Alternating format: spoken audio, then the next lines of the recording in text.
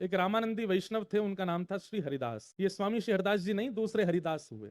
और जब से इन्होंने ब्रजवास किया, ये तब से केवल रोते ही रहते कि नंद नंदन आप मेरे पास कब आओगे, हे श्याम सुंदर आप मेरे पास कब आओगे, हे बांके बिहारी आप मुझे कब मिलोगे, हे मदन मोहन मुझे कब मिलोगे। इतना विलाप करते थे, इतना रुदन करते थे, इतना भाव विरह में रहते थे। एक दिन रात्रि में सोए तो श्री महाप्रभु जगन्नाथ जी इनके स्वप्न में आ गए। बड़े बड़े नयन, अधर, ऐसे मधुर मुस्कारे ठाकुर जी, और ठाकुर जी स्वप्न में आ गए। तो ये ठाकुर जी से लड़ रहे थे स्वप्न में, कह रहे थे मैं रो रहा हूं आप हंस रहे हो, मुझे इतना रुला करके आपको इतनी हंसी आ रही है, ऐसे अधर इतने बड़े बड़े आपके खिल रहे हैं। ठाकुर जी बोले मैं हंस यहाँ मारे रहे हूँ क्योंकि अब मैं तोते मिलवे वार हूँ, अब मैं तोते मिलूंगा।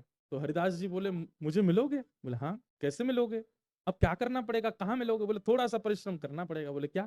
तो हरिदास जी बोले, ठाकुर जी बोले अभी जगन्नाथपुरी में नवकलेवर होगा, और नवकलेवर में हमारा पूर्व स्वरूप जो है उसको तो भूमिगत कर देते, फिर नया स्वरूप विराजमान होता है, और उन्हीं के भीतर जीवित शालिग्राम जी पधरा दिए जाते हैं, फिर उन्हीं की सेवा चलती है अगले 2 आषाढ़ नहीं मिले तब तक। हमारे ऊपर एक कृपा रही जगन्नाथ जी की, जब हमारा जन्म हुआ था 96 1996 में, तब नवकलेवर हुआ था।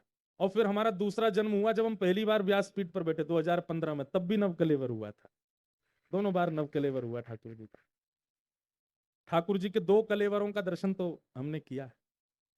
अब कई लोग कहते हैं आप ब्याह कब करोगे, मैंने कहा अगले कलेवर पे। अगला कलेवर जाने कब होएगा, तब तक तो हम ही बूढ़े हो जाएंगे। तो मजाक में बोलते हैं, ऐसा जरूरी नहीं है। तो ठाकुर जी का नव कलेवर हो रहा था।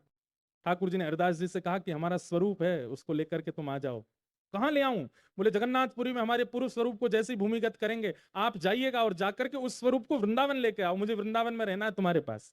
अब इसी रूप में मैं तुमको मिल सकता हूं अगर तुम परिश्रम करके हमको ले आओ।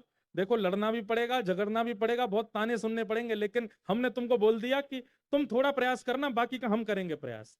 लेकिन ये ठाकुर जी बोलते हैं ऐसा कि बाकी का ये करेंगे, कुछ नहीं करते, हमको ही करना पड़ता है सब।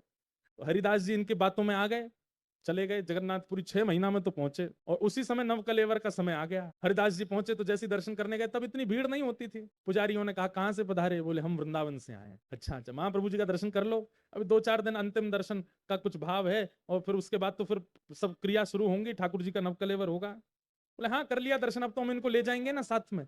भीतर ही मंदिर में ही बोल दिया उन्होंने। तो सब पुजारी